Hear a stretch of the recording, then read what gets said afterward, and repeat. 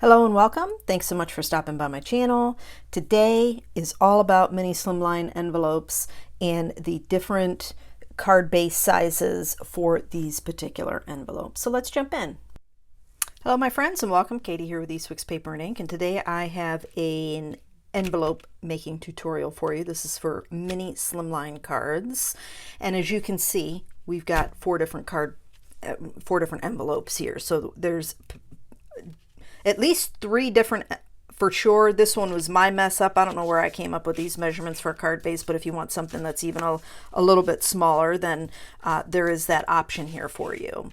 Everything's going to be for measurements, and everything's going to be listed in the description box below.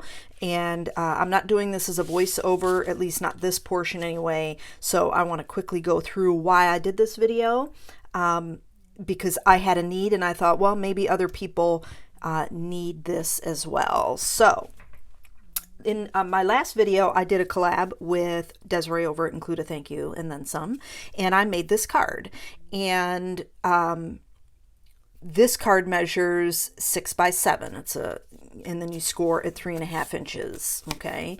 And so I made, my son's girlfriend graduated high school, and I made a set of note cards with my pigment powders, all different colors. And that's just like this, that needed envelopes.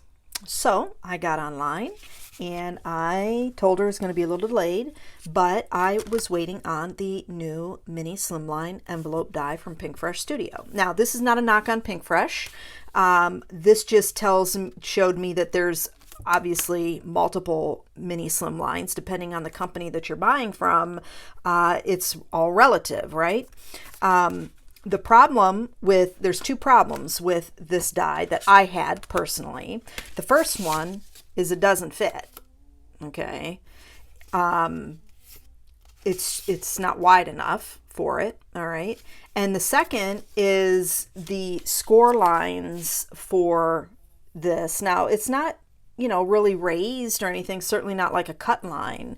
But when it comes to making envelopes, I have found that 65-pound or less cardstock is the best for making your envelopes. They offer the flexibility, and they're easy to put together because you can get patterned papers and things like that. But it really comes down to the weight, because if you're using an 80, 100, or 110 pound cardstock, you start to have more creasing problems, no matter how much you burnish and things like that. But the problem was that when I would die cut these, and I went through, because I didn't know, I went through and cut all my pieces. I had, with this card, 14 envelopes I had to make. And so it wasn't until I started putting them together that I realized, when I went to close the envelopes and do all the burnishing, that this part of the envelope tore. And that's where you're closing it. I mean, essentially you got an open card, you know, open envelope, and that just wasn't going to fly with me. So I went through and took measurements of this die and cut everything out by hand and used my scoreboard to create the same exact size envelope. Now, Pinkfresh mini slimline cards measure 6 1/4 by 6.5 inches, and you score at 3 1/4 inches. Okay. Again, this is a 6 by 7 card base, and that's the size that I use. Obviously you can go smaller, but I didn't know. I thought there was just one standard size. So, but there's not. So for the 6 by 7, this is the envelope that I came up with. Okay, a little bit bigger, fits in perfect. We got a little bit of room to spare. As you can see, there's some, you know, bubbles, some raised little bubbles that I have on this card. So there's some dimension on there. There's some room to spare. It closes nicely, and we're good to go. Okay, so in today's video, I'm going to show you these two because I need this for sure, but I want to show you that you don't need to spend, like I did with shipping, $30 to get this die if you don't want to purchase a die. But as you can see, I have two other slim lines. Now this was my mistake. So this card base measures 5 3/4 inches by 6.5 inches, and then it's scored at 3 1/4 inches. I don't know where I came up with that measurement, but I did. So we've got an envelope for it. And this one is a little bit bigger than the 6 by 7 that I would normally make. And the reason being is I was browsing online and I found another company that is pretty popular that is starting to sell mini slimline dies. And I noticed that the largest layering die was 6 1/4 by 3 1/4. And I'm like, well, that wouldn't even work on my card base. So that's another card size that, mini slimline card size. So this one measures for a card base for a 6.5 by 7-inch card base for this particular envelope. Now, I'm again not going to make this this envelope because I don't need it yet, but all of the measurements and card base sizes are going to be listed in the description box below so that they're easy to access.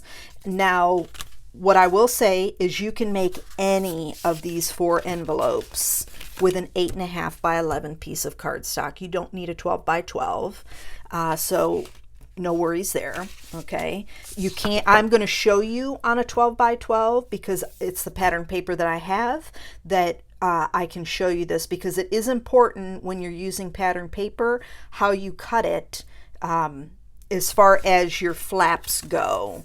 Okay, now this one I just took bits and pieces that I had together because this was just a demo envelope to see how it would come together. Excuse me, but it is important that when you're to cut these 2 flaps that you have and how they're put together. So that's what I'm going to show you with this pattern paper. So give me just a second. We're going to jump right in. Okay, the first one we're going to do is the envelope for the 6 by 7 card base. So you're going to cut a piece of cardstock. I'm using an 8.5 by 11. We're going to cut that to 8 1/4, so just a little smidge off the edge there, and then we're going to rotate the cardstock and we're going to cut it at 3 3/4 inches wide. So 8 1/4 inches long by 3 3/4 inches wide. Then we're going to cut 2 pieces at 2 1/4 inches wide by 6 1/4 inches long. So 2 1/4 inches, and then once I get the second panel cut, we're going to cut that over. We're going to rotate those and cut those at 6 1/4 inches long. Now, even though this is a solid colored cardstock, there's no pattern to it, you still need to take your pieces and you've got them there together the right way. You're going to flip one over the wrong way. Okay, it's important to do this, otherwise you're not going to have your angle for your other flap. So you're going to have 2 V's going in the same direction. So we're going to score at 1/4 inch, keep them together, score at 1/4 inch. Then we're going to continue to keep the panels together, cut a little angle off, and then here is your mirrored side. So here we've got our main panel. I apologize it's not in view, but we're scoring at 1 1/8 inch and at 7.5 inches. Then we're going to burnish our scores and add our double-sided adhesive. Now I recommend the 1/8 of an inch double-sided tape. Anything larger than that and you're going to have overhang, so it's just easier to use the skinnier 1/8 of an inch double-sided tape. You can use liquid glue, but I find that to be a bit messy, and you run the risk that if you use too much you're going to start gluing parts of your envelope together that you don't necessarily want glued together. So here I use my little score buddy and use that as a straight edge to add my 2 flaps. So we start on one side and line everything up and then take our double-sided adhesive off, and I just rotate that around to make it easier because I generally use the bottom score line to line everything up. And now I'm going to take another piece of 1/8 of an inch adhesive and add that to one of our flaps. Doesn't matter which one, it's totally your preference. And then we're going to adhere those 2 flaps together. Then I will take my 1 inch corner rounder and round off my corners, and that way we have a nice soft edge to our envelope flaps. Again, final piece, we're going to add an 1/8 of an inch double-sided tape to our bottom flap. I will add one to the top flap, but I won't do that till I'm ready to mail the cards out.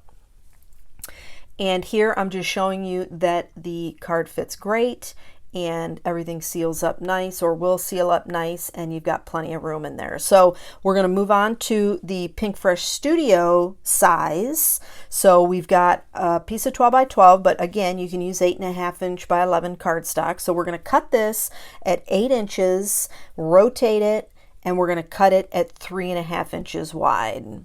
Okay, and then we're going to take 2 pieces and we're going to cut those at 2 1/8 inch wide by 6.5 inches long.